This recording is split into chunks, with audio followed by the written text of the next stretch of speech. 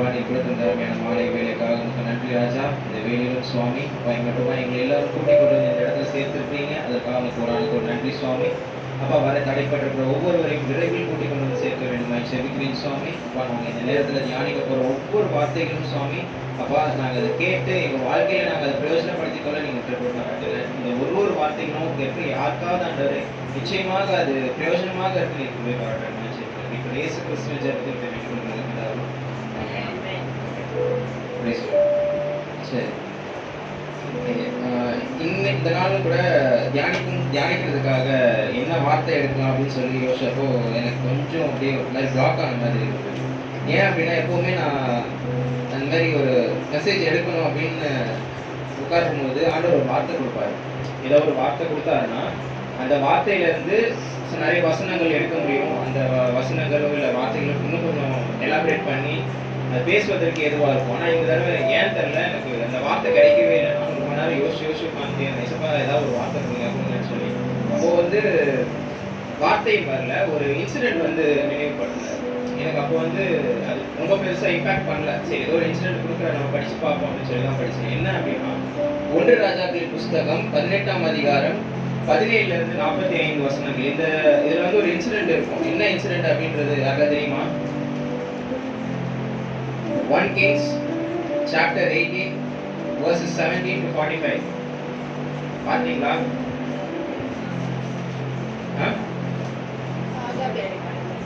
புரியல. எலியாவுடைய எல்லாருக்கும் தெரியல. எலியா பாகால் தீர்க்கதரிசிகளுக்கு இடையேயான ஒரு சவாலான ஒரு சிச்சுவேஷன். அதுதான் 17 - 45 வரைக்கும் இருக்கும். இது ஏன் இது கொடுக்குறாங்க அப்படின்னு எனக்கு புரியல. எனக்கு இதை எப்படி டாபிக் ஒரு வேர்டாக ஒரு டாப்பிக்காக போடுறதுன்னு கூட தெரியல. சரி நம்ம வாசிப்போம் அப்படின்னு சொல்லி தான் ஃபஸ்ட்டு ஆரம்பித்தேன். அப்போ ஆரம்பிக்கிறதுக்கு முன்னாடி அவர் கொடுத்த ஒரு இன்சிடென்ட் தான் இது. அதுக்கு முன்னாடி முதல்ல ஒரு வசனத்தை வாசிக்கலாம். 1 ராஜாக்கள் புஸ்தகம் 17ஆம் அதிகாரம் 1வது வசனம்.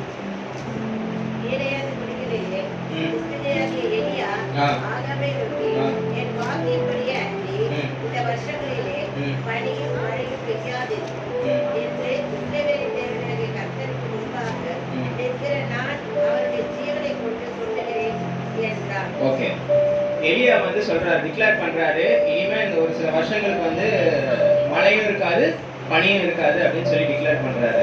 யோசிச்சு பாருங்க, ஒரு ஆண்டவருடைய தீர்க்கதரிசி தான் யாருன்னா எலியா. ஆண்டவருடைய தீர்க்கதரிசி எதற்காக இப்படி ஒரு சாபம் மாதிரியான ஒரு வார்த்தையை சொல்லணும்னு யோசிச்சு பார்த்துருக்கீங்களா? இந்த பேக்ரவுண்ட் தெரியுமா இருக்காது?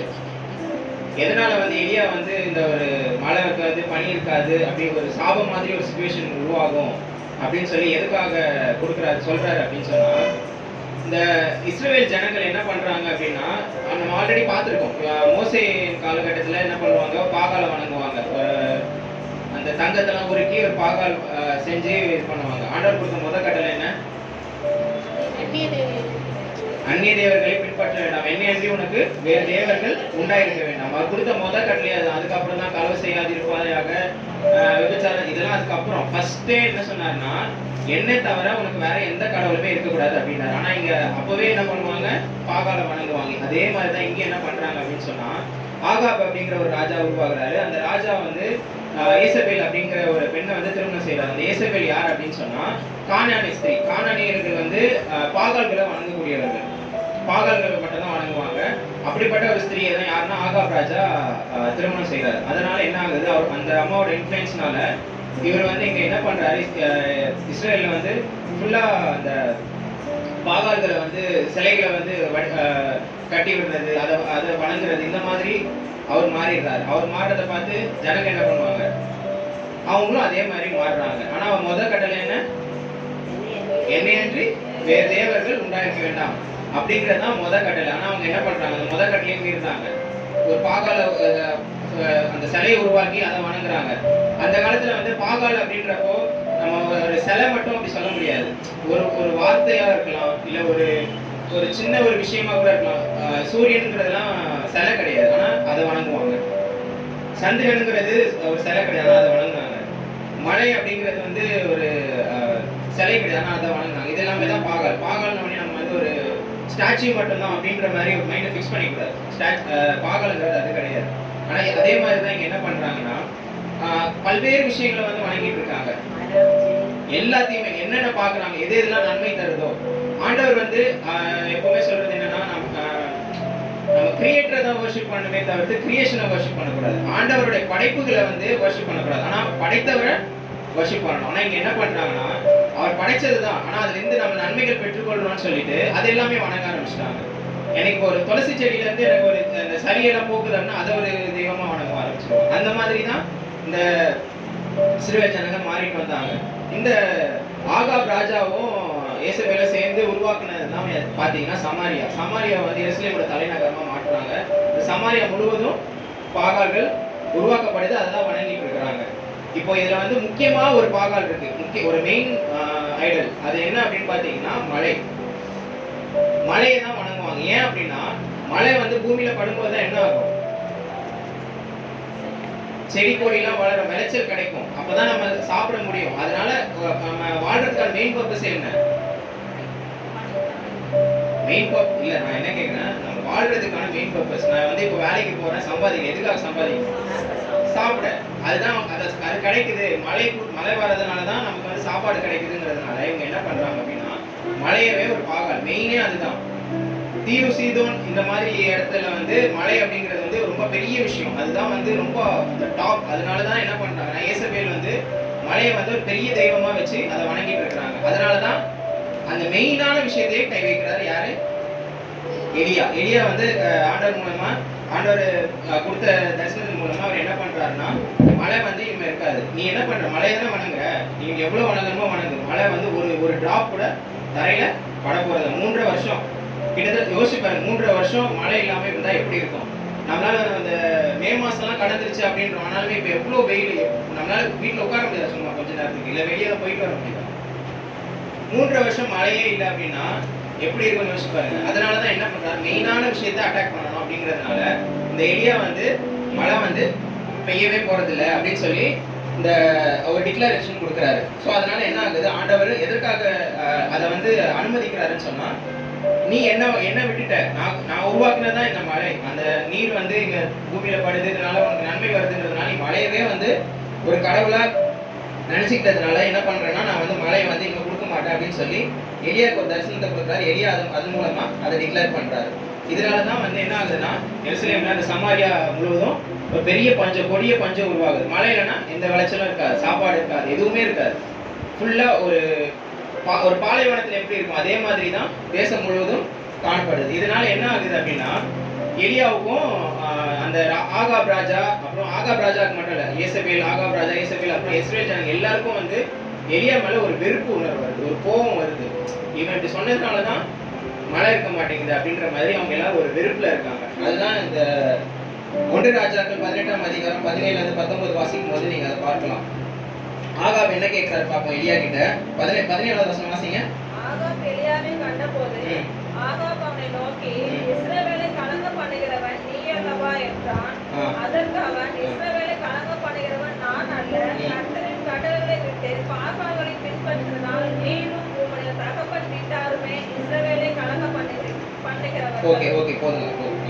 இதுதான் இப்ப இந்த காண்போதான் நடக்குது. யாருன்னா எலியாவுக்கும் ஆகாபுக்கும். ஆகாப் வந்து இஸ்ரவேலை கலங்க பண்ண நீ தானே அப்படின்னு சொல்லி அவனை பார்த்து கேட்கிறாரு. அப்போ எலியா சொல்றாரு, நானா கலங்க பண்ண, நான் கிடையாது, நீயும் உன் தகப்பன் வீட்டாரும் தான் இஸ்ரவேலை கலங்க பண்ணிருக்கீங்க. நீங்க வந்து ஆண்டவர் கொடுத்த கட்டளை என்னது, என்ன தவிர வேற தேவர்கள் உண்டாயிருக்க வேண்டாம்னு சொன்னார். ஆனா நீ என்ன பண்ணிட்ட, என்னை விட்டுட்டு மற்ற எல்லாத்தையுமே தெய்வமா வணங்க ஆரம்பிச்சிட்ட, இஸ்ரவேலை கலங்க பண்ணினது நீ தான் அப்படின்னு சொல்லி ஆண்டவர் வந்து எலியா வந்து ஆகாவை பார்த்து சொல்றாரு. அப்போ வந்து என்ன பண்றாங்க அப்படின்னா ஒரு சேலஞ்ச் பண்றாரு. எலியா வந்து சரி நீ நான் இப்போ வந்து இதுக்கு முன்னாடி பார்த்தீங்கன்னா எலியா வந்து ஆகாபுக்கு வந்து ஆகாப் முன்னாடி போய் நிற்கவே இல்லை. ஏன் இதுக்கு காரணம் இதுதான். ஏன்னா அவர் வந்து சாபம் விட்டுட்டாரு அப்படிங்கிறதுனால என்ன பண்றாருன்னா இந்த ஆகாபும் இயேசபேலும் அவரை தீர்த்து கட்டணும் அப்படின்றது சுத்திட்டு இருக்கிறாங்க. அதனால இவர் வந்து அவங்களுக்கு மறைஞ்சு வாழ்ந்துட்டு இருக்கிறாரு. அப்போ அதுக்கப்புறம் ஒரு கட்டத்துல வந்து நான் வந்து அவங்க முன்னாடி போய் நிக்க போறேன் அப்படின்ற மாதிரி நிக்கிறாரு. அப்போ வந்து ஆண்டவர் சொல்றதுதான் இவர் எல்லாம் செஞ்சுட்டு இருக்காரு. அப்போ அவங்க முன்னாடி போய் நிற்கிறாரு. நிற்கும் போதுதான் எலியா ஆகாப் வந்து இந்த கேள்விகளை கேட்கிறாரு. அப்போ எலியா சொல்றாரு, இஸ்ரவேலை கலங்க பண்ணது நான் கிடையாது, நீ உன் தகப்பன் வீட்டாரும் தான். இப்போ கூட நான் உனக்கு ஒரு சேலஞ்ச் பண்றேன். இதுக்கப்புறம் அடுத்த வசனங்கள்ல வரும். நான் உனக்கு ஒரு சேலஞ்ச் பண்றேன். கர்மேல் பர்வதத்தின் மேல போலாம், போயிட்டு அங்க வந்து 2 பலிபீடத்தை உருவாக்கலாம். 2 பலிபீடத்தை உருவாக்க போறோம். இங்க ஒரு காளையை வைக்கலாம், இங்க ஒரு காளை. ஒரு பக்கம் வந்து பாகால் தீர்க்கதரிசிகள் 450 பேரும் ஏசபேலோட அந்த டேபிள், அந்த சாப்பிட்ற டேபிளுக்கு கூட உட்கார்ற ஒரு 400 பேர் இருக்காங்களே, 400 தீர்க்கதரிசிகள் இருக்கிறாங்களே, மொத்தம் 850 தீர்க்கதரிசிகள் இருக்கிறாங்களா, அவங்க எல்லாரையும் கூப்பிட்டு, இஸ்ரேல் ஜனங்கள் எல்லாரையும் கூப்பிட்டு நம்ம கர்மேல் பர்வதத்தின் மேல போவோம். அங்க உனக்கு ஒரு பலிபீடத்தை உருவாக்குவோம், எனக்கு ஒரு பலிபீடத்தை உருவாக்குவோம். ஃபர்ஸ்ட் நீயே ஸ்டார்ட் பண்ணு. நீ தான் சொல்லல பாகால் தெய்வம் பெரிய தெய்வம்ட்டு. பாகால் வந்து உண்மையான தெய்வம்னா அவனை என்ன பண்ண சொல்லு, அங்க ஒரு நெருப்பு அக்னியை வந்து உருவாக்க சொல்லு, அந்த காளையை வந்து நெருப்புல வேகட்டும் அப்படின்னு சொல்றாரு. இந்த பக்கம் நீங்க இவங்களையா யாருமே தேவையில்லை, நான் ஒருத்தன் போதும், நான் என்னோட உயிருள்ள ஆண்டவர்கிட்ட நான் கேட்டேன்னா ஆண்டவர் எனக்காக இதை நிச்சயம் செய்வாரு அப்படின்னு சொல்றாரு. இதை பார்க்கும்போது அந்த வசனங்களை வாசிக்கும் போது நீங்க வீட்டில் போய் வாசிச்சு பாருங்க, அது எனக்கு ரொம்ப டச்சிங்காக இருந்தது. ஏன்னா சொல்லும் போது உன்னோட பாகால் தெய்வம் உண்மையான தெய்வம் அப்படின்னா அவன் சொல்லுவாரு, அவன் உருவாக்கட்டும் அப்படின்வாரு, அவன் இந்த நெருப்பு வர வைக்கட்டும். ஆனா இங்க வந்து ஏன்னா அவருக்கு தெரியும், அவர் வந்து ஒரு சேலஞ்ச் மாதிரி பண்ணாலும் இதுதான் நடக்க போகுது, இதுதான் உண்மை அப்படின்றது அவருக்கு தெரியும். அதனாலதான் என்ன சொல்றாருன்னா பாகால வந்து அவன் இவனு ஒரு மரியாதை, நம்ம அப்படின்னு அவன் இவன் சொன்னா மரியாதை இல்லை, அவரோட அப்படின்னு சொல்லும் போது ஒரு மரியாதை. அப்படிப்பட்ட ஒரு கான்வர்சேஷன் தான் இங்க போயிட்டு இருக்கு. ஸோ அப்ப என்ன பண்றாங்கன்னா, அது அவர் சொன்ன மாதிரியே இது ஆகாப் ராஜா என்ன பண்றாரு, எல்லாரையும் கூட்டிட்டு போறாரு. 850 தீர்க்கதரிசிகள் வந்து நிக்கிறாங்க, இங்க இவர் மட்டும் தனியா நிக்கிறாரு. இந்த 850 தீர்க்கதரிசிகள் என்ன பண்றாங்க அப்படின்னா, இந்த பலிபீடத்தை உருவாக்கிட்டு ஃபர்ஸ்ட் ஸ்டார்டிங்ல அப்படி கேட்கறாங்க, அந்த காளையை வெட்டி அந்த பலிபீடத்து மேல போட்டு வச்சுட்டு, அதுக்கப்புறமா பாகால் வந்து இந்த நெருப்பு உருவாக்குங்க அப்படின்னு சொல்லி கேட்க ஆரம்பிக்கிறாங்க. என்ன ஆகுது, பாகால் கேட்கும் போது என்ன ஆகுது, இந்த பாகால் தீர்க்கதரிசிகள் பாகால்கிட்ட கேட்கறாங்க, பாகால் ரெஸ்பாண்ட் பண்ணுதா, ரெஸ்பான்ஸ் பண்ணல. நாங்க இந்த வசனங்களை வாசிக்கும் போது ஒரு சத்தமும் இல்லை அப்படின்ற மாதிரி இருக்கும். இந்த 1 ராஜாக்கள் 18ஆம் அதிகாரம் 19வது வசனம் வாசிங்க. இப்போது கர்மேல் பர்வதத்திலே இஸ்ரவேல் அனைத்தையும் பாகாலின் தீர்க்கதரிசிகள் 450 பேரையும் யெசபேலின் பந்தியிலே சாப்பிடுகிற தோப்பு விக்கிரகத்தின் தீர்க்கதரிசிகள் 400 பேரையும் என்னிடத்தில் கூட்டிக் கொண்டு வர ஆட்களை அனுப்புவோம் என்றார். ஓகே இதுதான் இதுக்கு முன்னாடி பார்த்தது. இதுக்கு அப்புறமா 21ல இருந்து 26 வாசிங்க. தங்களுக்கு கொடுக்கப்பட்ட காளையை அவர்கள் வாங்கி அதை ஆயத்தம் பண்ணி பாகாலே எங்களுக்கு உத்தரவு அருளும் என்று காலை தொடங்கி மத்தியானம் மட்டும் பாகாலின் நாமத்தை சொல்லி கூப்பிட்டார்கள். ஆனாலும் ஒரு சத்தமும் பிறக்கவில்லை. ஒரு சத்தமும் கிடையாது. 26 வசனத்துல பார்க்கிறோம், காலையில இருந்து மத்தியானம். நீங்க யோசிச்சு பாருங்களேன், நம்ம இப்போ ஒருத்தர் பக்கத்துல உட்காந்துருக்காங்க அப்படின்னா, இப்போ நான் என் மனைவி கிட்ட ஏதோ ஒரு வார்த்தை ஏதோ கேட்குறேன், இந்த மாதிரி கேட்கும்போது அவர் ரெஸ்பாண்டே பண்ணல அப்படின்னா நான் பார்ப்பேன் ஃபர்ஸ்ட், இவ்வளோ கேட்கலன்னு சொல்லி திருப்பியும் கேட்பேன், திருப்பியும் கவனிக்கவே இல்லை, ரெஸ்பாண்ட் பண்ணவே இல்லை அப்படின்னா ஒரு கட்டத்துக்கு மேலே எனக்கு என்ன ஆகும், ஒன்றும் கோவம் வரும், இல்லை கவலையாக இருக்கும், என்ன பேசவே மாட்டோம், என்ன சொல்லவே மாட்டோம் அப்படின்றது ஒரு கவலை இருக்கும்ல. அதே கவலைகள் தான் என்னன்னா இந்த பாகால் தீர்க்கதரிசிகளுக்கு காலையிலேருந்து மத்தியானம் வரைக்கும் கேட்டுக்கிட்டே இருக்காங்க, ஒரு ரெஸ்பான்சிபிள் எப்படி இருக்கும்ல. அதுக்கப்புறம் என்ன பண்ணுறாங்க, ஒரு கட்டத்துக்கு மேலே குதிச்சு ஆடி ஒரு மாதிரி இந்த ட்ரைபல் பீப்புளெலாம் பார்த்துருக்கீங்களா, அவங்க ஒரு செலிப்ரேஷன் ஒரு மாதிரி டான்ஸ்லாம் ஆடிட்டு அப்படின்னா அந்த மாதிரி தான் குதிச்சு ஒர்க் பண்ணி பார்க்குறாங்க. அப்பவும் ஒரு சத்தமும் கிடையாது. அடுத்து என்ன பண்ணுறாங்க, மூணாவதா சரி இதுக்கும் ஒரு ரெஸ்பான்ஸும் இல்லையேன்னு சொல்லிட்டு ரத்தம் செலுத்துறாங்க. அவங்களோட யோசிச்சு பாருங்க, பலி செலுத்துறது வந்து வேற ஏதாவது மிருகங்களை கொண்டு செலுத்தணும்னா வந்து நிற்கிறாங்க. ஆனால் இப்போ என்ன ஆகுது, பாகால் வந்து ரெஸ்பான்ஸ் பண்ணணும்னு சொல்லி தன்னுடைய கைகளை எடுத்துட்டு அதில் இருக்க ரத்தத்தையே அங்கே சிந்துறாங்க. இப்போ பாகால் வந்து நமக்கு ஏதாவது ரெஸ்பாண்ட் பண்ணுதா அப்படின்ட்டு. இந்த இன்சிடென்ட் எல்லாம் நடக்கிறதுக்கு முன்னாடியே இந்த கர்மேல் பர்வதத்துக்கு மேல வந்ததுக்கு அப்புறமா இஸ்ரவேல் ஜனங்களை பார்த்து எலியா வந்து ஒரு கேள்வி கேட்பாரு. அந்த வசனத்தை வாசிச்சிடும் ஃபர்ஸ்ட். 21வது வசனம் வாசிங்க. சகல ஜனத்தண்டைக்குள் வந்து நீங்கள் எந்த மட்டும் 2 நினைவுகளால் துதி நடப்பீர்கள். கர்த்தர் தெய்வமானால் அவரை பின்பற்றுங்கள், பாகால் தெய்வமானால் அவனை பின்பற்றுங்கள். இதுதான் நான் சொன்னேன். கர்த்தர் தெய்வமானால் அவரை பின்பற்றுங்கள், பாகால் தெய்வமானால் அவனை பின்பற்றுங்கள். அவர் ஒரு பேச்சு கூட அந்த பாகாலுக்கு ரெஸ்பெக்ட் கொடுத்துடக்கூடாதுன்னு ரொம்ப கேர்ஃபுல்லா இருந்திருக்காரு. இல்லை யோசிச்சு பாருங்களேன், கர்த்தர் தெய்வமானால் அவரை பின்பற்றுங்க, பாகால் தெய்வமானால் அவரை பின்பற்று அப்படின்னு சொல்லியிருக்கலாம். ஆனா அவர் ரொம்ப கேர்ஃபுல்லா வார்த்தை விடுறாரு, பாகால் தெய்வமானால் அவனை பின்பற்றுங்க. ஏன்னா அவன் தெய்வம் கிடையாது, அவன் ஒன்றும் இல்லை டுபாகுருங்கிறது அவருக்கு நல்லா தெரியும். அதனால தான் அவர் ரொம்ப கேஷுவலா அப்படியே போற போக்குல சொல்லிட்டு போறாரு. அப்போ அது இந்த வசனத்துக்கு அப்புறமா அடுத்து வாசிங்க 21 கடைசி பார்ட் வாசிங்க. ஜனங்கள் பிரதியுத்தரமாக அவனுக்கு ஒன்றும் ஓகே, இது பாரு, நல்லா நோட் பண்ணிக்கோங்க. இது ஏன் ஒண்ணுமே சொல்ல முடியல அப்படின்னா, அவங்க வந்து எப்படி ஒரு சிச்சுவேஷன் ரிலீஜியஸ் நியூட்ரலிட்டி அப்படின்னு சொல்லுவாங்க. இப்போ இந்த 21st செஞ்சுரிக்கு ரொம்ப ஏற்ற ஒரு தலைப்பு அது. ரிலீஜியஸ் நியூட்ரலிட்டினா ஒன்றும் இல்லை, எம்மதமும் சம்மதம், எல்லா கடவுளும் ஒரே கடவுள், எல்லா மதமும் ஒரே விஷயத்தை தான் சொல்லுது, எல்லா கடவுளும் ஒரே நல்ல நல்ல விஷயங்கள் மட்டும் தான் சொல்றாங்க அப்படின்ட்டு. இப்போ நம்ம என்ன பண்றோம் அப்படின்னா, எல்லாமே ஓகே, எல்லாமே ஈக்குவல் அப்படின்ற மாதிரி ஒரு இது வந்துடும். ஆனா ஆண்டவர் கொடுத்த முதல் கட்டளை என்னன்னா, என்ன தவிர வேற எந்த தெய்வமும் உனக்கு இருக்கக்கூடாது. எந்த ரிலீஜனா இருக்கட்டும், இல்ல எந்த கடவுளா இருக்கட்டும், என்ன தவிர்த்து உனக்கு வேற எதுவும் இருக்கக்கூடாது. ஃபர்ஸ்ட் ப்ரையாரிட்டி நான் தான் இருக்கணும் அப்படின்னு தான் ஆண்டவர் கொடுத்த முதல் கட்டளை. ஆனா நம்ம இப்ப என்ன பண்றோம் அப்படின்னா, ஓகே எல்லாருமே சமமா எல்லாம் ஒரு சமாதானத்தோட இருக்கணுங்கிறதுக்காக என்ன பண்ணிடுறோம்னா, பல நேரங்கள்ல வந்து மற்ற தெய்வங்களை வணங்குறவங்களையும் பார்த்துட்டு அந்த ஆமா உங்க கடவுளும் எல்லா கடவுளும் ஒன்னே தான், எல்லாம் நல்லதானே செய்யுது அப்படின்ற மாதிரி சொல்லிடுவோம். அதனாலதான் இவங்க என்ன பண்றாங்க அப்படின்னா, இவங்களால எதுவும் பேச முடியல. அவர் சொல்லும் போதே ஆமா பாகால் தெய்வம் ஆனாலும் அவன் பாகால வணங்கட்டும், இல்ல இது நம்ம இஸ்ரேல் தேவன் வந்து உண்மையான தெய்வம்னா அவரை வணங்கட்டோம்னப்போ சரி ஓகே ஏதாவது ஒன்றத்தை பண்ணுவோம் அப்படின்னு அவங்க ஓகே அப்படின்னு சொல்லல. அமைதியா இருக்காங்க, என்ன பேசுறதுன்னே தெரியாம முடிச்சிட்டு இருக்காங்க. அது 24வது வசனம் வாசிங்க. நீங்கள் உங்கள் தேவனுடைய நாமத்தை சொல்லி கூப்பிடுங்கள், நான் கர்த்தருடைய நாமத்தை சொல்லி கூப்பிடுவேன், அப்பொழுது அக்கினியால் உத்தரவு அருளும் தெய்வமே தெய்வம் என்றான். அதற்கு ஜனங்கள் எல்லாரும் இது நல்ல வார்த்தை என்றார்கள். இப்போ வராங்க பாருங்க, இது வரைக்கும் அமைதியா இருந்தவங்க இப்போ இது வந்து இது நல்ல வார்த்தைன்றாங்க. ஏன் நல்ல வார்த்தை அப்படின்னா, இப்போ ஒரு சைன் எதிர்பார்க்கறாங்க. அதுக்கு முன்னாடி வந்து அந்த ஒரு அறிகுறி வந்து தென்படலைங்கிறதுனால அமைதியா இருக்காங்க. 24வது வசனத்துல ஒரு சைன் சொல்றாங்க, என்னன்னா அக்கினி வரட்டும். அக்கினி வந்துருச்சு அப்படின்னா பாகால் தான் உண்மையான தெய்வம், இங்க அக்கினி வந்துச்சுன்னா இஸ்ரவேலின் தேவன் தான் உண்மையான தெய்வம்ன்றாங்க. இப்போ மட்டும் என்ன சொல்றாங்கன்னா, ஆமா கரெக்ட் தான், இது நீ சொல்றது கரெக்ட் தான், இது நல்ல வார்த்தை தான் அப்படிங்கிறாங்க.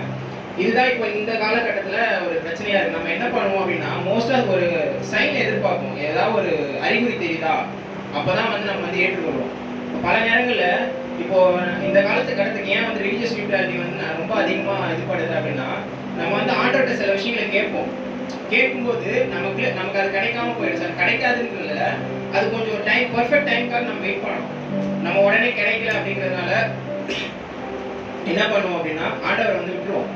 இன்னும் ஆண்டவர் கேட்டே இருக்காங்க, கிடைக்க மாட்டேங்குது. ஆனா இப்போ என்ன பண்ணுவோம்னா, ஒரு ஜோசியக்காரோட வச்சுக்கோங்க, ஜோசியக்கார்ட்ட போய் என்ன இந்த மாதிரி எனக்கு ஏதாவது நடக்குமா அப்படின்னு சொல்லி கேட்டோம்னா, நீ 6 மாசத்துக்குள்ள கல்யாணம் பண்ணிருப்பா, இல்லைன்னா அடுத்த 7 வருஷம் கல்யாணம் நடக்காதுன்னா உடனே என்ன பண்ணுவோம், 6 மாசத்துக்குள்ள சாமனை கல்யாணம் பண்ணிருப்பான். சரி உடனே அந்த 6 மாசத்துக்குள்ள எங்கடா பொண்ணு தெருவா சந்தா சுத்துவோம், எங்கடா பொண்ணு இருக்கு அப்படின்ட்டுல.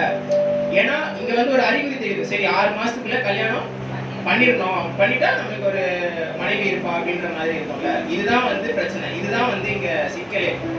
நம்ம ஆண்டவர்கிட்ட கேட்போம், நம்ம நீ 6 மாசம் அப்படின்னு சொல்லி அவன் சொல்றது இங்க 3 மாசத்துல கூட நடக்கலாம், நீ ஆண்டவர்கிட்டயே பிடிச்சிட்டு இருந்த. ஆனா அதுல உனக்கு அந்த அறிகுறி தெரியல அப்படிங்கிறதுனால என்ன பண்ணுவோம், அப்படியே அங்க ஷிஃப்ட் ஆகுறது. இதுதான் இங்க பிரச்சனை, இதுதான் செய்யக்கூடாது.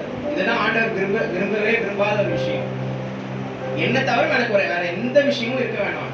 இது உடனே என்ன பண்ணுவோம், போயிட்டு ஏதாவது ராசி கல் இருந்தா ராசி நல்ல ராசி நமக்கு இருக்குதான்னு பார்த்து ராசி கல் போட்டு அதை ஏதாவது பண்ணுவோம்.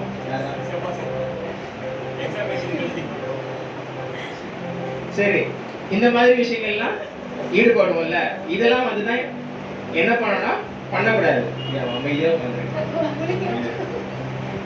சரி இந்த மாதிரி விஷயங்கள் தான் பண்ணக்கூடாது. இதுதான் வந்து ஆண்டவர் கொஞ்சமும் விருப்பப்படாத ஒரு காரியம். ஆனா இங்க என்ன பண்றாங்கன்னா, ஒரு சைன் கிடைக்குது அப்படின்ன உடனே இப்ப மட்டும் ஓகே இது நல்ல வார்த்தை அப்படின்னு இவங்க அப்படியே அதை ஒத்துக்கிறாங்க. இங்க அடுத்து இந்த 26 28வது வசனத்தை வாசிக்கும் போது அங்க வந்து இந்த பாகால் தீர்க்கதரிசிகளின் வீழ்ச்சியை வந்து நம்ம பார்க்கிறோம். என்ன பண்றாங்க, காலையில இருந்து மத்தியானம் வரைக்கும் கேட்டுக்கிட்டே இருக்காங்க, ஏதாச்சும் ஒரு நடக்காதா அப்படின்னு சொல்லி கேட்டுட்டே இருக்காங்க. ஒரு ரெஸ்பான்ஸும் இல்ல. அழுது பாக்குறாங்க, டான்ஸ் ஆடி பாக்குறாங்க, எதுக்குமே எந்த ரெஸ்பான்ஸும் இல்ல. கடைசியா என்ன பண்றாங்க, ரத்தத்தை கூட சிந்துறதுக்கு ரெடியா இருக்காங்க. நாமளே இப்ப அப்படிதான் இருக்கும். ஒரு சில காரியங்கள் வந்து ஆண்டவர் வந்து நம்ம வாழ்க்கையை விட்டு விலக்கி வச்சுட்டாரு அப்படின்னு சொன்னா என்ன பண்ணுவோம் அப்படின்னா, அழுது பார்ப்போம், கேட்டு கெஞ்சி பார்ப்போம், என்னென்னவோ பண்ணி பார்ப்போம், கடைசியில ரத்தம்லாம் கூட சிந்துவோம் அவங்களுக்காக. ஆனா ஆண்டவர் வேணான்னு சொல்லி விளக்கிட்டாருன்னா வேணாம் தான். அதுக்கப்புறம் அதுல வந்து மாற்று கருத்தே கிடையாது. அதே மாதிரி தான் இந்த இடத்துலயும் இது வந்து உண்மையான தெய்வம் இல்லை. அதுக்கு நம்ம என்ன செஞ்சாலும் ஒரு யூஸுமே இருக்க போறது இல்லை. அதுதான் வந்து இந்த வீழ்ச்சியை, அந்த பாகால் தீர்க்கதரிசியின் வீழ்ச்சி வந்து 26ல இருந்து 28 வாசிக்கிறோம். ரத்தமும் சிந்தி பாக்குறாங்க, ஆனாலும் பாகால் வந்து ஒரு ரெஸ்பான்ஸும் இல்லை. இதுல வந்து இடையில ஒரு வசனம் வந்து 27வது வசனம் வாசிங்க. மத்தியான வேளையிலே எலியா அவர்களை பரியாசம் பண்ணி உரத்த சத்தமாய் கூப்பிடுங்கள், அவன் தேவனாமே, அவன் ஞானத்தில் இருப்பான், அல்லது அலுவலகராய் இருப்பான், அல்லது பிரயாணம் போய் இருப்பான், அல்லது தூங்கினாலும் தூங்குவான், அவனை எழுப்ப வேண்டியதாய் என்றான். இது வாசிக்கும் போதே எல்லாருக்குமே சிரிப்பு வருதுல்ல. எப்படி அவரு ஒரு நெக்கல ஒரு துங்குறதான் கேட்கிறாருல. தூங்கினா தூங்கில இருக்க போறான்ப்பா, எழுப்புங்கப்பா அவனை, அவன் எல்லாம் எங்கேயாவது ட்ரிப் எங்கேயாவது போயிருக்க போறான், பிரயாணம் எங்கேயாவது போயிருக்க போறான், பார்த்து கொஞ்சம் சத்தமா கூப்பிட்டு பாருங்க அப்படின்ற மாதிரி ஒரு மாதிரி நெக்கெல்லாம் சொல்றாரு. ஆனாலும் சத்தமே இல்லைன்றதுனால அதுக்கப்புறம் என்ன பண்றாங்க, ரத்தத்தெல்லாம் கூட சிந்தி பாக்குறாங்க, ஆனாலும் ஒரு யூஸுமே இல்லை. அதுக்கப்புறம் எலியா வந்து சில ப்ரிப்பரேஷன்ஸ் பண்றாரு. இங்க என்ன பண்றாரு அப்படின்னா 31ல இருந்து 33 வரைக்கும், அது அந்த வசனங்கள் இப்போ வேண்டாம், நீங்க வீட்டில் வாசிச்சு பாருங்க. இதுல வந்து அந்த பலிபீடத்தை வந்து ரெடி பண்றாரு. 12 கற்கள்லாம் எடுத்து வச்சு, அதாவது யாக்கோபின் சந்ததி 12 கோத்திரங்களுக்கு ஏற்ற மாதிரி 12 கற்கள்லாம் எடுத்து வச்சு அந்த ப்ரிப்பரேஷன்லாம் நடக்குது. 34வது வசனம் வாசிங்க. நீங்கள் 4 குடம் தண்ணீர் கொண்டு வந்து சர்வாங்க தகன பலியின் மேலும் விறகுகளின் மேலும் ஊற்றுங்கள் என்றான். பின்பு 2வது தரமும் அப்படியே ஊற்றுங்கள் என்றான். 2வது தரமும் ஊற்றினார்கள். அதற்கு பின்பு 3வது தரம் அப்படியே ஊற்றுங்கள் என்றான். 3வது தரமும் ஊற்றினார்கள். அப்பொழுது தண்ணீர் பலிபீடத்திலே சுற்றிலும் ஓடினது. வாய்க்காலை தண்ணீரால் நிரப்பினான். ஓகே, அந்த வாய்க்காலையும் அடுத்து தண்ணீரை நிரப்பினான். கொஞ்சம் யோசிச்சு பாருங்க, நெருப்பு உருவாகிறதுக்கு பேசிக்கான விஷயம் என்ன? ஈரம் இல்லாம இருக்கணும். கரெக்டா? ஒரு நெருப்பு உருவாகணும். இப்ப நான் ஒரு விறகு எடுத்து இது பண்ணா, நான் ஈரமான விறகு யூஸ் பண்ணுவேன்னா காஞ்சதான். எதுக்காக? நெருப்பு டக்குன்னு பிடிக்கணும் அப்படிங்கிறதுனாலதான். நம்ம இந்த ஃபாரஸ்ட் ஃபயர்லாம் பார்க்குறோம்ல, காட்டுத்தீலாம் பார்க்குறோம். எதனால காட்டுத்தீ உருவாகுனா, தண்ணி அதிகமா இருக்க இடத்துல உருவாகாது. நல்லா காஞ்சி போன ஒரு காடுல தான் காட்டுத்தீ வந்து உருவாகுது, வெயில் வெப்பத்தினால. அதே மாதிரி இங்க கொஞ்சம் யோசிச்சு பாருங்க, இவர் வந்து ரொம்ப நல்லா காஞ்சி போன விறகு எடுத்து வச்சிருக்காங்க. ஏன்னா அவருக்கு வந்து அவ்வளவு கான்ஃபிடென்ட்டா தெரியும், நான் கேட்டா ஆண்டவர் செய்ய போறாரு. அது என்னவா இருக்கட்டும், அது ஈரமா இருக்கட்டும், தண்ணி நிறைஞ்சு இருக்கட்டும், கடலுக்குள்ளேயே நான் பலிபிடித்து வச்சாலும் ஆண்டவரே உருவாக்குங்கன்னா உருவாகும். அதுதான் வந்து விசுவாசம். நம்ம வாழ்க்கையில அந்த மாதிரியான ஒரு விசுவாசம் தான் இருக்கணும். என்ன வேணா சிச்சுவேஷனா இருக்கும், அதுக்கு ஒரு அறிகுறி தெரிய வேண்டாம், ஒரு விஷயமும் நமக்கு வந்து தென்படவே வேண்டாம். ஆனா நான் ஆண்டவர்கிட்ட வந்து செய்யுங்க ஆண்டவரே அப்படின்னு சொன்னா அவர் செய்வார். அதுதான் விசுவாசம். நான் இப்ப கேட்ட உடனே செய்யாம இருக்கலாம், ஆனா நிச்சயமா செய்வார். அதுதான் விசுவாசம். அப்படி ஒரு விசுவாசம் தான் நம்மளுடைய வாழ்க்கையிலும் தேவை. இங்க என்ன பண்றாரு, தண்ணியெல்லாம் ஊத்தி விடுறாரு. சுத்தி இருக்கவங்க யோசிப்பாங்க, பாகாத்தியத்துல யோசிப்பாங்கல்ல, காலையில இருந்து மத்தியானம் வரைக்கும் நம்ம இப்படி கத்திட்டு கிடந்திருக்கோம், என்னென்னவோ பண்ணியிருக்கோம், ஒரு சிம்டமும் தெரியல, இவன் என்ன தண்ணியெல்லாம் ஊத்தி விட்டுட்டு இருக்கானே யோசிச்சிருப்பாங்க தானே. ஆனா அதுக்கப்புறம் என்ன நடக்குது? 36வது வசனம் வாசிங்க. ஆபிரகாமுக்கும் ஈசாக்குக்கும் யாக்கோபுக்கும் தேவனாகிய கர்த்தாவே, இஸ்ரவேலிலே நீர் தேவன் என்றும் நான் உம்முடைய ஊழியக்காரன் என்றும் நான் இந்த காரியங்களை எல்லாம் உம்முடைய வார்த்தையின்படி செய்தேன் என்றும் என்றைக்கு விளக்கம் பண்ணும். கர்த்தாவே நீர் தேவனாகிய கர்த்தர் என்றும் தேவரே தங்கள் இருதயத்தை மறுபடியும் திருப்பினீர் என்றும் இந்த ஜனங்கள் அறியும்படிக்கு என்னை கேட்டருளும் என்றான். 36ல வாசிக்கிறோம், ஆபிரகாம் யாக்கோபு ஈசாக்கு தேவனாகிய நீங்க வந்து எனக்கு செவி கொடுப்பீங்க, நீங்க சொன்னதுபடிதான் நான் எல்லாம் செய்யறேன்றதும். 37வது வசனத்துல வந்து நீங்க வந்து இந்த ஜனங்கள் மேல திரும்பி இருக்கீங்க, அவங்க மேல ஒரு கன்சர்ன் இருக்கு உங்களுக்கு அப்படின்றத காட்டுறதுக்கு இத வந்து இப்ப எனக்கு செஞ்சு காட்டுங்க ஆண்டவரே அப்படின்னு சொல்லி கேட்கிறாரு. கேட்ட உடனே அப்புறம் என்ன நடக்குது? அப்போது கர்த்தரிடத்தில் இருந்து அக்கினி இறங்கி அந்த சர்வாங்க தகன பலியையும் விறகுகளையும் கற்களையும் மண்ணையும் பட்சித்து வாய்க்காலில் இருந்த தண்ணீரையும் மக்கி போட்டது. ஓகே, போதும். இப்ப பாருங்க, வாய்க்கால்ல கூட ஃபுல்லா தண்ணியா தான் இருக்கு, எல்லா இடமும் தண்ணியில நிறைஞ்சு இருக்கு. அவர் கேட்ட உடனே என்ன நடக்குது? அக்கினி இறங்குது. ஏன் இறங்குதுன்னா அவர் கேட்டாரு. இது ஆண்டவர் வந்து ஒரு சில விஷயங்களை செய்ய சொன்னாலும் அது எல்லாமே அவர் செஞ்சுட்டு இருக்காரு. அப்போ நான் கேட்கிறேன் அப்படின்னா ஆண்டவர் நிச்சயமா செய்ய போறாரு. ரொம்ப சிம்பிள். அதுல வந்து பெருசா யோசிக்கிறதுக்கு ஒண்ணும் வேணாம். தண்ணியா உன் வாழ்க்கையில வந்து ஒரு பெரிய ஒரு பெரிய கஷ்டமான ஒரு சூழ்நிலை நிறைஞ்சு இருக்கலாம். உன் மேல ஃபுல்லா அப்படியே ஒரு முற்களா இருக்கக்கூடிய ஒரு சுச்சுவேஷனா கூட இருக்கலாம். ஒரு சின்ன சிம்டம் கூட தெரியாத ஒரு இடமா இருக்கலாம். ஆனாலும் ஆண்டவர் சொல்லும் போது நீ அதெல்லாம் அப்படியே செஞ்சுக்கிட்டே வர அப்படின்னு சொன்னா, நீ ஒரு வார்த்தை கேட்டேன்னு சொன்னா நிச்சயமா ஆண்டவர் செய்வார். ஆமென். அதுக்கு வந்து நம்ம ஏன் வந்து இப்படி இருக்கு, ஏன் அப்படி இருக்கு ரொம்ப யோசிச்சு காம்ப்ளிகேட் பண்ண வேண்டிய அவசியமே இல்லை. ஆண்டவர் சொல்றதெல்லாம் செஞ்சுக்கிட்டே இருங்க. நீங்க கேட்கும்போது ஒரு நாள் நிச்சயமா செய்வார். அதுதான் இங்க இந்த இடத்துலயும் நடக்குது. அடுத்து 39வது வசனம் வாசிங்க. ஜனங்கள் எல்லாரும் இதை கண்டபோது முகங்குப்புற விழுந்து கர்த்தரே தெய்வம், கர்த்தரே தெய்வம் என்றார்கள். ஓகே, இங்க இப்ப பாருங்க, இங்க இப்போ அறிகுறி தெரிஞ்சிருச்சு. காலையில இருந்து மத்தியானம் வரைக்கும் கத்திக்கிட்டு கிடக்குறாங்க, டான்ஸ் ஆடி பாக்குறாங்க, ரத்தத்தை சிந்தி பாக்குறாங்க, ஒன்னும் தலைகீழ் பார்த்தாலும் ஒன்றும் நடக்கல. இங்க இவர் கேட்ட உடனே இங்க அக்னி வருது. வந்த உடனே இவங்க என்ன பண்றாங்க, இஸ்ரவேல் ஜனங்க கர்த்தரே தெய்வம், கர்த்தரே தெய்வம்னு அவங்க வந்து டிக்ளேர் பண்றாங்க. அடுத்து 40வது வசனம்.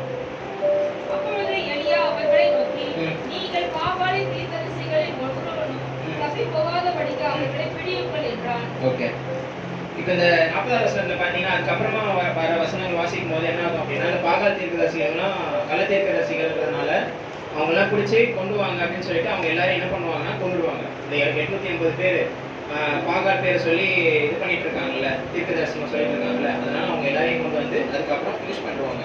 இதுக்கப்புறமா வர பாட்டம் ரொம்ப ரொம்ப இம்பார்ட்டன்ட். இங்க ஏன் அப்படின்னா இது வரைக்கும் நடந்ததெல்லாம் ஒரு இன்சிடென்ட். இதுக்கப்புறம் நடக்க போறது வந்து ஏன் இது நடந்தது அப்படிங்கிறதுக்கான காரணங்கள் வந்து வரப்போகுது. அடுத்து இங்க வந்து 41வது வசனம் வாசிங்க. பின்பு எலியா ஆகாபை நோக்கி, நீ போ, போஜன பானம் பண்ணும், பெருமழையின் இரைச்சல் கேட்கப்படுகிறது என்றார். ஓகே, இப்போ என்ன நடக்குதுன்னா அடுத்து மழை வரப்போகுது. 3 வருஷம் மழை இல்லாம இருந்தது. 3 வருஷம் மழை இல்லாம இருந்தது காரணம்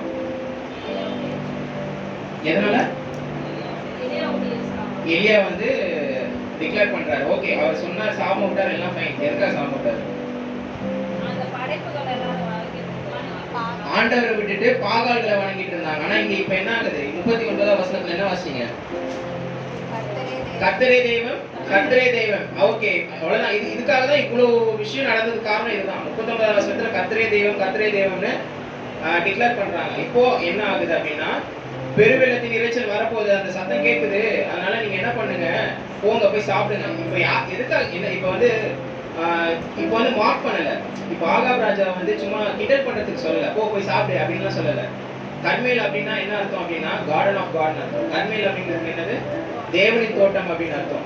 அந்த தேவனுடைய தோட்டத்துல போ, நீயும் போய் உட்காந்து சாப்பிடு, போஜனம் பண்ணு, தேவையான ராத்திரி சுத்தக்கூடிய அப்படின்னு சொல்லி என்ன பண்றாருன்னா ஆகாப் வந்து எலியா வந்து ஆகாபை பார்த்து சொல்றாரு. இது வரைக்கும் கொஞ்சம் நக்கலா திமுறா சொன்னவரு இப்போ ஏன் இப்படி இறங்கி வராருன்னா, இப்போ வந்து ஜனங்க எப்படி மாறிட்டாங்க, ஆண்டவர் ஏற்றுக்கொண்டாங்க. அதனாலதான் இவர் என்ன பண்றாரு, இவருக்கு மேல கொஞ்சம் சாஃப்டா இருக்காரு. ஆகாப் ராஜா கிட்ட போ, நீ ஆண்டவருடைய தோட்டத்துக்கு போய் அடுத்து சாப்பிடு, மழை வர மாதிரி இருக்கு, அதுக்குள்ள நீ போய் சாப்பிடுன்னு சொல்லி அவர் அனுப்புறாரு. இதுதான் இந்த இடத்துல நடக்குது. இப்போ வந்து இந்த கர்மேல்லாம் என்ன சொன்னேன், இப்போ தேவனின் தோட்டம். தேவனின் தோட்டம் தான் வந்து இந்த கர்மேல் பர்வதம். ஸோ இதுதான் விஷயம். இது வரைக்கும் உள்ள விஷயத்த பார்த்தாச்சு. அடுத்துக்கு அப்புறமா என்ன நடக்கும் அப்படின்னா, மழை வரப்போகுது அப்படின்னு சொல்லியாச்சு. மழை வரத்துக்கு அவர் போய் அவருடைய உதவியாளர்கிட்ட சொல்லுவார். அப்போ வந்து அவங்க எத்தனை தடவை போய் பார்ப்பாங்க தெரியுமா, மழை வருதான்னு 7 முறை போய் பார்ப்பாங்க. கொஞ்சம் யோசிச்சு பாருங்க. அவர் போய் ஆண்டவர்கிட்ட எலியா வந்து கேட்கிறார். கேட்ட உடனே அக்னி இறங்குது. ஆனா மழை வரணும் அப்படின்றப்போ ஏன் வந்து 7 தடவை ஆகுது? 7 தடவை போய் பாக்குறாங்க. சரி, எல்லாமே நல்லபடியா சுமூகமா முடிஞ்சிருச்சு, இனி மழை வரணும். ஆனாலும் போய் பாருன்னு 7 தடவை போய் பார்த்ததுக்கு அப்புறம் 7ஆவது தடவை தான் வருது. என்ன காரணம்?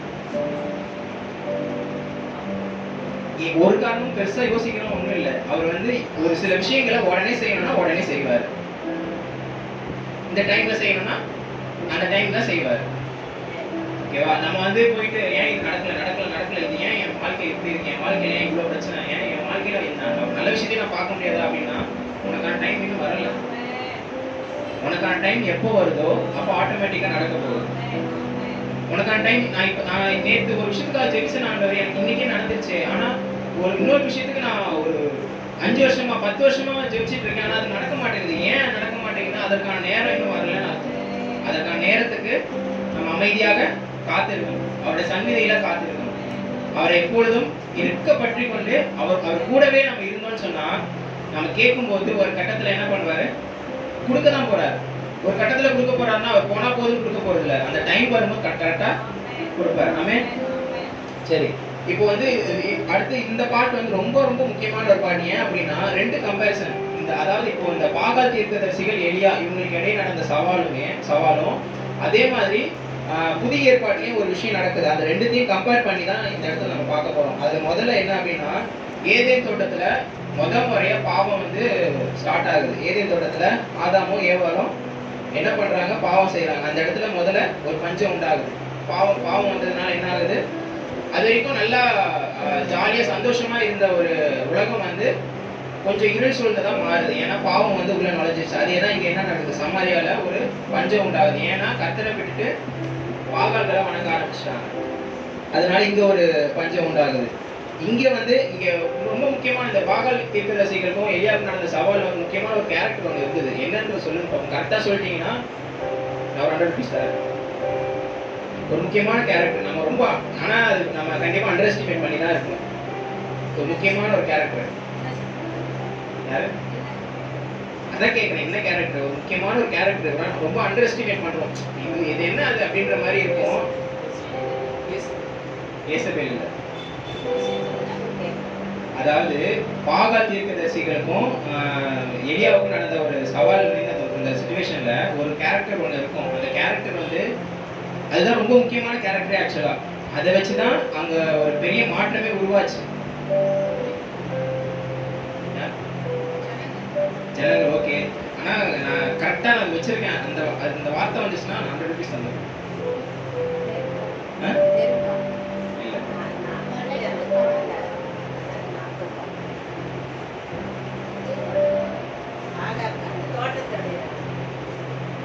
ஆகாது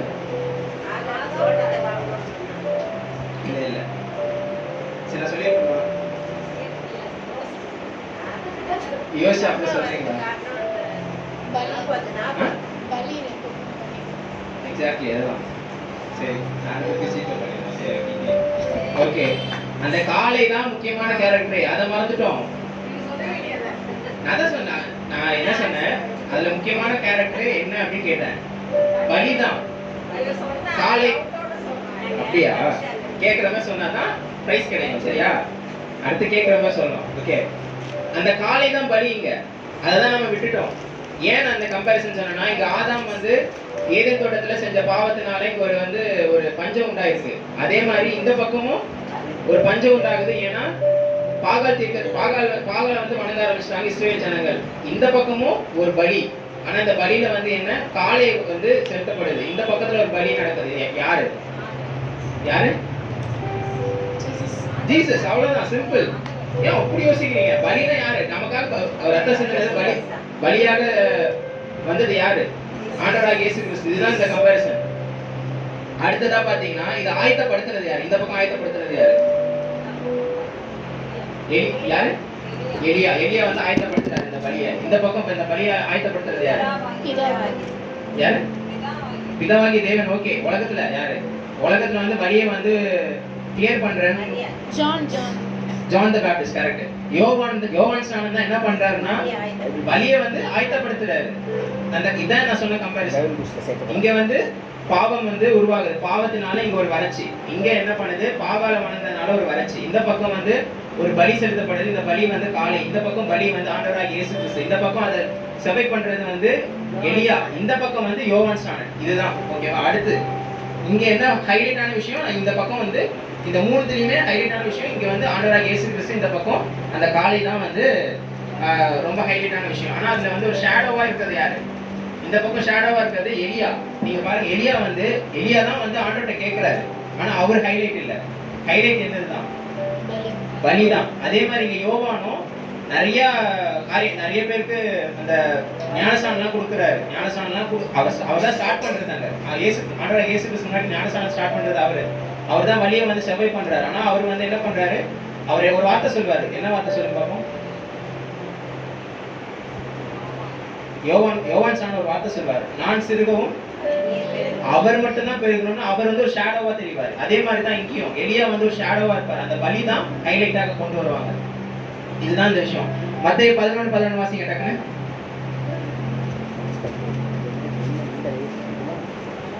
மத்தேயு 11:11.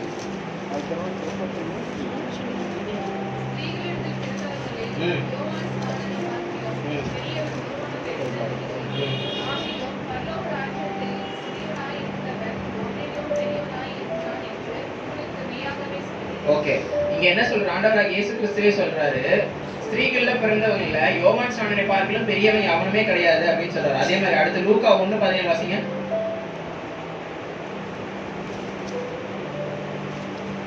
லூக்கா 1:17. இதோ பிதாக்களுடைய இருதயங்களை பிள்ளைகளிடத்திற்கும் கீழ்ப்படியாதவர்களை நீதிமான்களுடைய ஞானத்திற்கும் திருப்பி உத்தமனான ஜனத்தை கர்த்தருக்கு ஆயத்தப்படுத்தும்படியாக அவன் எலியாவின் ஆவியும் பலமும் உடையவனாய் அவருக்கு மேலே நடப்பான் என்றான். ஓகே, இது யார் சொல்றா அப்படின்னா தேவதூதன் வந்து யோவானுடைய தகப்பனார் சகரியா கிட்ட சொல்றாரு. என்ன சொல்றாரு அப்படின்னா, எலியாவுடைய பலனும் ஆவியும் வந்து உன் பிள்ளை யோவானுக்கு வந்து இருக்க போகுது அப்படின்ற மாதிரி சொல்றாரு. இதுதான் நான் சொன்ன கம்பேரிசன். இப்போ புரியுதா? நான் சும்மா ரேண்டமா கம்பேரிசன் இல்லை. இங்க ஏன் எலியாவை வந்து இங்க யோவானோட கம்பேர் பண்றோம்னா, இங்க கொடுக்க போற பலி, அதாவது புதிய நியூ டெஸ்டமெண்ட்ல வந்து கொடுக்க போற பலிக்கு ஈக்குவலண்டா இங்க வந்து ஒரு பலி முன்னாடி நடந்திருக்கு. அதை வந்து நம்ம வந்து பெருசா யோசிக்கிறது இல்லை. அதே தான் இங்கே நடந்திருக்கு. அதனாலதான் வந்து எலியாவையும் யோவானையும் கம்பேர் பண்றாங்க. எலியாவும் ஒரு பலியை வந்து ஆயத்தப்படுத்துறாரு, யோவானும் ஒரு பலியை ஆயத்தப்படுத்துறாரு. அங்க நடக்கிற பலி வந்து ஆண்டவர்கிட்ட ஆண்டவர் விட்டு போன ஜனங்க திருப்பி ஆண்டவர்கிட்ட வரணும்னு. இதே மாதிரி தான் இங்கேயும் ஆண்டவர் விட்டு போன ஜனங்க திருப்பி ஆண்டவர்கிட்ட வரணும். அதுக்கு ஒரே வழி ஆண்டவராக இயேசு கிறிஸ்து சிலுவையில பலியாகணும். அந்த பலியை கொண்டு வரணுங்கிறதுக்காக தான் இவ்வளவு விஷயமும் நடக்குது. இன்னும் நிறைய விஷயங்கள் இவங்க ரெண்டு பேருக்குள்ள ஒற்றுமை இருக்கு. என்ன அப்படின்னா, எலியாவும் தன்னுடைய ஆரம்ப காலகட்டத்துல பாத்தீங்கன்னா அந்த யோர்தான் நதியோரமா அந்த பக்கம் தான் வந்து ஊழியம் செஞ்சுட்டு இருந்தாரு. அங்க வந்து என்ன பண்ணுவாருன்னா, சாப்பாடுலாம் கிடைக்காது. அதனால என்ன பண்ணுவாரு, காகம் தான் அவருக்கு வந்து போஷிக்கும். அந்த வனாந்தரங்கள்ல இருந்து காகம் தான் அவருக்கு வந்து போஷிக்கும். அதே மாதிரி இங்க யோவான் என்ன பண்ணுவாரு, யோவானும் காட்டு தேனையும் வெட்டுக்கிளியும் தான் சாப்பிட்டுட்டு இருந்தாரு. அவரும் இந்த யோர்தான் நதியோரமா தான் ஊழியத்தை செஞ்சுட்டு இருந்தாரு. ஓகே, இன்னொரு முக்கியமான விஷயத்தை பார்க்கணும். அது என்னன்னா, லூக்கா 9ஆம் அதிகாரம் 54 இருந்து 56 வாசிங்க.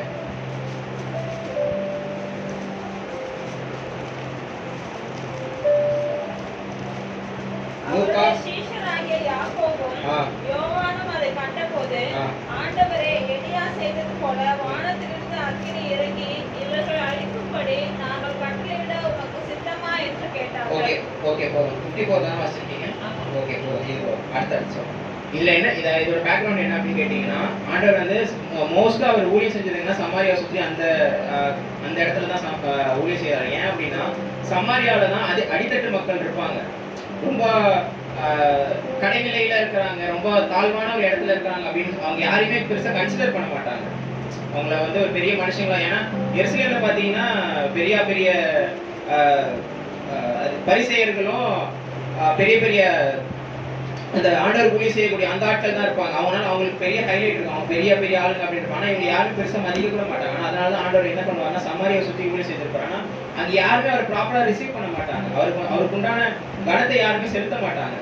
அதனாலதான் இங்க யாக்கோபும் யோவானும் கேட்கறாங்க, எலியாவை ஜெபம் பண்ணி அந்த அக்கினி வந்தது போல நாங்களும் ஜெபம் பண்ணட்டுமா, நாங்களும் கேட்கட்டுமா அப்படின்னு சொல்லி கேட்பாங்க. அதுக்கு ஆண்டவர் என்ன சொல்றாரு, இயேசு என்ன சொல்றாரு, அடுத்த வருஷம் வாசிங்க.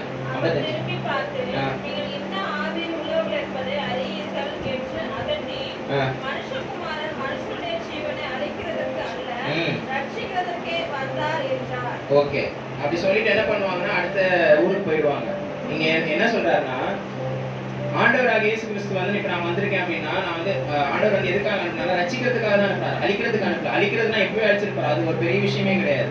ஏன் நோவா காலத்துல ஒரு பெருவெள்ளம் வந்தது போல இன்னொரு வெள்ளமோ இல்ல ஒரு அக்கினி எப்படினாலும் அழிச்சிருக்கலாம். அழிக்கிறது வந்து கான்செப்ட் இல்ல, அது என்னோட நோக்கம் இல்ல, ரட்சிக்கிறதுக்காக தான் நான் வந்திருக்கேன். அந்த இடத்துல யோசிச்சு பாருங்களேன், அக்னியை உண்டாக்குங்க அப்படின்னு சொல்றப்போ பாகால்களை வணங்கிட்டு இருந்த ஜனங்க மேல இந்த பலியை விட்டுட்டு கொஞ்சம் தள்ளி அந்த ஜனங்க மேல விழுந்திருந்தா அவங்க என்ன இருக்கும், அந்த ஜனங்க மேல அந்த அக்னி விழுந்திருந்தா அப்பவே கதை முடிஞ்சிருக்கும். ஆனா அது கான்செப்ட் இல்லை, அது அவருடைய நோக்கம் கிடையாது. இங்க ஒரு பலி செலுத்துறதுக்கு அப்புறமா என்ன ஆகும் அப்படிங்கிறது தான் கான்செப்ட். அதுதான் முக்கியம். பலி செலுத்துறதுக்கு அப்புறமா ஆண்டவரை நோக்கி பிள்ளைகள் வருவாங்க அப்படிங்கிறது தான். அதனால தான் இந்த இடத்துலயும் ஆண்டவராக இயேசு கிறிஸ்து என்ன சொல்றாரு, ரட்சிக்கிறதுக்காக தான் நான் வந்தேன், அழிக்கிறது என் நோக்கம் கிடையாது. இவங்க மனுஷனுடைய மூளையின் மூலமா யோசிக்கிறாங்க, மனுஷ சிந்தையில யோசிக்கிறாங்க. யாக்கோபும் யோவானும் நீங்க எதுக்காக வந்திருக்கீங்க, ஆனா உங்களை யாருமே ரெஸ்பெக்ட் பண்ண மாட்டாங்க, ஒரு கணம் செலுத்த மாட்டாங்க, உங்களை ப்ராப்பரா ரிசீவ் பண்ண மாட்டாங்க, எப்போதாலும் உங்களுக்கு பிரச்சனை கொடுத்துட்டே இருக்காங்க. நாங்க என்ன அக்னி எலியா செஞ்சது போல அக்னி வர வைக்கணுமான்னு சொல்லி கேட்கறாங்க. அதுக்கு என்ன சொல்ற, அதட்டுறாரு. நீங்க என்ன பேசுறீங்களோ உங்களுக்கு புரிய மாட்டேங்குது, கொஞ்சம் அமைதியா இருங்க, நான் ரசிக்கிறதுக்காக தான் வந்தேன், அழிக்கிறது என்னோட நோக்கம் இல்லை அப்படின்னு சொல்லி ஆண்டவராகிய இயேசு கிறிஸ்து சொல்றாரு. இந்த இடத்துல மொத்தமா ஒரு கிரக்ஸா கொண்டு வரேன். இப்ப என்ன அப்படின்னா, பாகால் அப்படின்னு இவ்வளவு நேரம் பேசணும்ல. முன்னாடி சொன்ன பாகாலுங்கிறது சிலை, ஒரு சிலையோ இல்லை ஒரு பொருளோ இல்லை வேற எந்த காரியமும் கிடையாது. ஆண்டவரை விட்டுட்டு அதுக்கு பதிலாக ரீப்ளேஸ்மெண்ட்டாக அவன் கொண்டு வரோம்ல, அது எல்லாமே பாகால் தான். நீங்கள் இப்போ நம்ம எல்லாருமே யோசிச்சு பார்ப்போம், நம்ம லைஃப்ல நம்ம வந்து சிலைகளை போய் வணங்குறது கிடையாது. நம்ம கிறிஸ்தவர்களாக இருக்கோம், சர்ச்சுக்கு தான் வரோம், இங்கே வந்து ஜெபம் பண்ணுறோம், இங்கே பைபிள் வாசிக்கிறோம், வீட்டில் ப்ரேயர் பண்ண எல்லாம் ஃபைன். ஆனால் ஆண்டவரை ரீப்ளேஸ் பண்ணுற மாதிரி ஒரு விஷயத்தை நம்ம எல்லாருடைய வாழ்க்கையும் நம்ம பயன்படுத்திட்டு இருக்கோம்ல. ஏதோ ஒரு விஷயம் நம்ம வேலையாக இருக்கும், நான் வேலைக்கு போகிறதுனால என்னால் பைபிள் வாசிக்க முடியல, ஜெபம் பண்ண முடியல, ஆண்டவர்கிட்ட பேச முடியல, அவரோட டைம் ஸ்பெண்ட் பண்ண முடியல. எப்போ பார்த்தாலும் கையில் ஃபோனை வச்சுக்கிட்டே இருக்கும், ஃபோனே நோண்டிக்கிட்டு இருக்கும், ஃபோனே பார்த்துட்டு ஆண்டவருக்கு நான் என்னால் பைபிள் வாசிக்கிறதுக்கு டைம் இல்லை அப்படிங்கிறோம். விளையாடுறதுக்காக ஒரு ஸ்போர்ட்ல உள்ள ஒரு ஆத்லீட் வச்சுக்கோங்க, அவருக்கு வந்து அந்த ஸ்போர்ட்லேயே தான் ஃபுல்லாக கான்சன்ட்ரேஷன் இருக்கும், ஆண்டவருக்கு மேலே கவனம் செலுத்துறதுக்கு டைம் இருக்காது. ஒரு பெரிய ஸ்காலராக இருக்கலாம், புக்ஸே தான் படிச்சிருப்பாங்க, பைபிள் வாசிக்க மாட்டாங்க. இந்த மாதிரி ஆண்டவரை ரீப்ளேஸ் பண்ணுற மாதிரி எந்தெந்த விஷயங்கள் இருக்கோ அது எல்லாமே என்னதுதான், பாகால் தான். அதை தான் விடணும்னு சொல்லி ஆண்டவர் வந்து நம்ம கிட்ட விருப்பப்படுறது. அந்த காலத்தில் அவங்களும் என்ன பண்ணாங்க அப்படின்னா, ஆண்டவரை விட்டுட்டு சிலைகளை வணங்க ஆரம்பிச்சாங்க. என்னை தவிர உனக்கு தேவர்கள் உண்டாயிருக்க வேண்டாம்னா நான் தான் ஃபர்ஸ்ட் இம்பார்ட்டன்ஸ், நான் தான் ஃபர்ஸ்ட் ப்ரையாரிட்டி, என்னை தவிர்த்து வேற எதுவுமே உனக்கு இருக்கக்கூடாது. உன்னோட உன்னை நீயே அழகுபடுத்திக்கிறதா இருக்கலாம், உன்னோட உடலுக்கு நீ செஞ்சுக்கிற காரியமா இருக்கலாம், இல்லை வேற உன்னுடைய வீட்டு காரியங்களுக்கோ அதுக்கு நீ என்ன வேணா செஞ்சுக்கலாம். ஆனா அது எல்லாமே எனக்கு அப்புறமா தான் இருக்கும். எனக்கு செலுத்த வேண்டிய கணத்தையும் எனக்கு செலுத்த வேண்டிய மகிமையையும் அதை தவிர்த்து நீ வேற யாருக்குமே செலுத்தக்கூடாது. ஆனா நம்ம என்ன பண்றோம் அப்படின்னா, பாதி நேரம் முக்காவாசி நேரங்கள்ல ஆர்டர் கொடுக்க வேண்டிய நேரத்தை கொடுக்கறது இல்லை. ஒரு சர்ச்சுக்கு நம்மளால போக முடியுதானா அந்த நேரத்துல தான், இல்லை எனக்கு சண்டே தான் எனக்கு வந்து லீவே கிடைக்குது அப்படின்றதுனால என்ன பண்றோம், சண்டே நல்லா 12 மணி வரைக்கும் தூங்கிடணும், சர்ச்சை விட்டுறோம். இது ஒரு பைபிள் வாசிக்கிறதுக்கு நமக்கு நேரம் இருக்க மாட்டேங்குது. நான் எல்லாம் ஆஃபீஸ்க்கு போயிட்டு நான் டயர்டாக வரேன், எனக்கு டைமே இல்லை, தூங்குறதுக்கு மட்டும் தான் டைம் இருக்கு. நீங்கள் முட்டி போட்டு நின்று ஒரு 10 நிமிஷமோ 20 நிமிஷமோ ஜெபம் பண்ணாதான் ஜெபம் இல்லை. நம்ம சும்மா நடந்து போயிட்டு இருக்கும்போது ஆண்டவரே கூடவே இருந்தப்பா, சும்மா ஒரு வார்த்தை. நீங்க ஆண்டவர் கூட பேசுறதுங்கிறது வந்து, ஆண்டவரோட பேசுறதுங்கிறது என்னது, ஜெபம்ன்றது என்னது? ஃபர்ஸ்ட் ஆண்டவரோட பேசுறது. நீ முட்டி போட்டு பேசினா என்ன, சும்மா நீ போயிட்டு இருக்கப்ப பேசினா என்ன? உனக்கு முட்டி போட்டு ஒரு 10 நிமிஷம் 20 நிமிஷம் உட்காந்து ஜெபம் பண்ணுறதுக்கு டைம் இல்லையா? நீ காரில் போகும்போது பைக்கில் போகும்போது, ஆண்டவரே என் கூட நம்ம டைம் ஆயிடுச்சு, நான் முட்டி போட்டு ஜெபம் பண்ணாலும் நீங்கள் என் கூட இருங்க, இந்த நேரத்தை வந்து உங்களுக்கு ஒதுக்காமல் விட்டதுக்கு என்ன மன்னிச்சுடுங்க. நான் போகிற ஆஃபீஸ்க்கு போயிட்டு இருக்கேன், இல்லை காலேஜுக்கு போயிட்டு இருக்கேன், ஸ்கூலுக்கு போயிட்டு இருக்கேன், நீங்கள் என் கூட இருங்க, என் கூட எனக்கு ஞானத்தை தாங்க, நான் என்ன செய்யணும் என்ன செய்யக்கூடாதுன்றது எனக்கு போதிங்க அப்படின்னு சொல்லி ஒவ்வொரு நிமிஷமும் நம்ம அவர் நினச்சிக்கிட்டு இருந்தோம்னா அது என்னதுதான், நம்ம அவர் கூட பேசிக்கிட்டு தான் இருக்கும். ஆனால் பதிலுக்கு அவர் நம்ம கூட பேசணும், நம்ம என்ன பண்ணணும், பைபிள் வாசிக்கணும். சில நேரங்களில் வந்து ஒரு ஊழியக்காரன் மூலமாக கூட ஆண்டவர் பேசுவார், சில நேரம் தீர்க்கதரிசிகள் மூலமாக ஆண்டவர் பேசுவார். ஆனால் அதெல்லாம் ரொம்ப அக்கேஷனலாக தான் நம்ம வச்சுக்கணும். சரி, ஆண்டவர் வந்து எப்படியாவது பேசுவார், யார் மூலமாக பேசுவாருன்னா நீ பைபிள் வாசிக்காம அப்படியே உட்காந்துட்டு இருந்தீங்கன்னா அவர் பேசக்கூடிய வார்த்தைகள் வந்து கம்மியாயிடும். இப்போ நான் டெய்லி பைபிள் வாசிக்கிறதுக்கும் ஆண்டவர் என் கூட பேசுறதுக்கும் வாரத்தில் ஒரு நாள் சர்ச்சுக்கு வரப்போ ஒரு ஊழியக்காரன் மூலமாக பாஸ்டர் மூலமாக பேசுறதுக்கும் வித்தியாசம் இருக்குல்ல. நான் இப்போ எனக்கு ரொம்ப க்ளோஸ், என் மனைவி எடுத்துக்கோ, நான் என் மனைவி டெய்லி பேசுறதுக்கும் வாரத்தில் ஒரு நாள் பேசுறதுக்கும் வித்தியாசம் இருக்கா இல்லையா? இதுதான். அதனால பைபிள் வாசிக்கிறது மட்டும் டெய்லி அதை கண்டினியூ பண்ணிட்டே இருக்கு. இப்போவும் உங்களுக்கு உண்டான ஒரே ஒரு அழைப்பு தான் ஆண்டவர் கொடுக்குறாரு. பாகால் தீர்க்கதரிசிகளை விட்டுட்டு ஆண்டவர்கிட்ட வரணும்னு சொல்லி எலியா மூலமா ஆண்டவர் வந்து ஒரு பலி செலுத்தினாரு. அந்த பலியின் மூலமா ஒரு அழைப்பு வந்தது. அந்த அழைப்பு வந்து ஆகாப் ராஜாவுக்கும் வந்தது, இஸ்ரேல் ஜனங்களுக்கும் வந்தது. அதே மாதிரி இங்கேயும் யோவான் ஸ்நானன் வழியை செவ்வாய்ப்படுத்தினார். ஆண்டவராக இயேசு கிறிஸ்துவ வந்து உலகிற்கு அனுப்பி வழியாக தனித்தானே சிலுவையில பலியானார். அதன் மூலமா திரும்ப ஒரு அழைப்பு, எதற்காக? நம்ம ஆண்டவரை நோக்கி வரணும், ஆண்டவராக இயேசு கிறிஸ்துக்குள்ள இருக்கணும்னு சொல்லி ஒரு அழைப்பை கொடுத்தாரு. அதே மாதிரியான அழைப்பு இப்போ இன்னைக்கும் இந்த நேரத்துல ஒரு வார்த்தையாக ஒரு ஒரு ஒரு விஷயமா என் மூலமா கொடுத்துருக்காரு நான் சொல்லி நான் விசுவாசிக்கிறேன். உங்களுக்கு ஒரு அழைப்பு இருக்கு, நம்ம ஆண்டவர் கூட இருக்கிறோமா இல்லையாங்கிறது தான். இப்போ நான் என்ன வார்த்தை ஆண்டவர் கொடுத்தாரு இதெல்லாம் முடிச்சதுக்கு அப்புறமா தான் இதுக்கு நான் தலைப்பே நான் எடுத்தேன். என்ன அப்படிங்கிறத நான் இப்போ சொல்றேன். லீவ், இங்கிலீஷ்ல சொல்லணும்னா leave Baal and turn back to God. பால்ன்றது உள்ள பாகால். தமிழ்ல சொல்லணும்னா பாகாலை விட்டு தேவனிடத்திற்கு திரும்பும். இந்த வார்த்தை எனக்கு கொடுக்கவே இல்லை. ஆண்டவர் எனக்கு ஃபர்ஸ்ட் கொடுக்கவே இல்லை.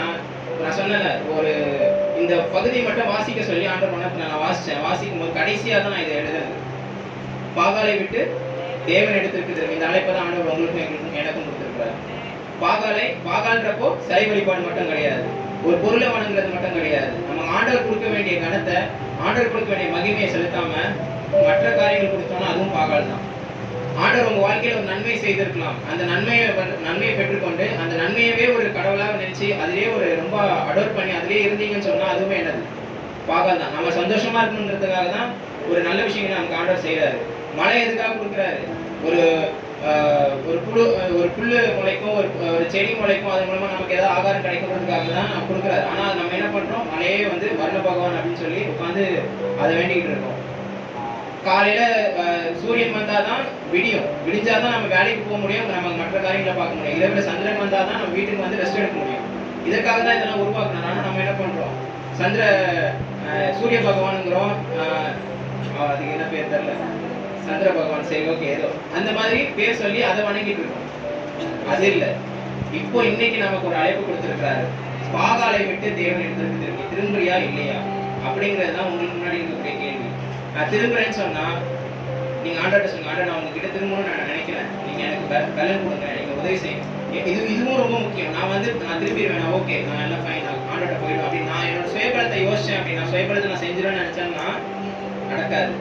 கேட்கணும் அவர்கிட்ட, ஆண்டவர் நீங்க எனக்கு பலன் கொடுங்க, நான் உங்ககிட்ட வரேன், நீங்க எனக்கு அதுக்கு பலன் கொடுங்கன்னு சொல்லி ஆண்டவர்கிட்ட கேட்டேன்னு சொன்னா நிச்சயமா நம்ம ஆண்டவர்கிட்ட போக முடியும். அதற்காக உதவி செய்வார். இல்லை 2 நிமிஷம் அப்படியே எதிர்த்து நிற்கும். நம்ம இப்போ ஆண்டவர்கிட்ட போகணும் அப்படின்னு சொல்லி நம்ம முடிவு பண்ணியாச்சு. ஆண்டவர் நம்ம பாகாலை விட்டுட்டு தேவனிடத்திற்கு திரும்பணும்னு முடிவு பண்ணியாச்சு. அப்படியே கண்களை மட்டும் மூடுங்க.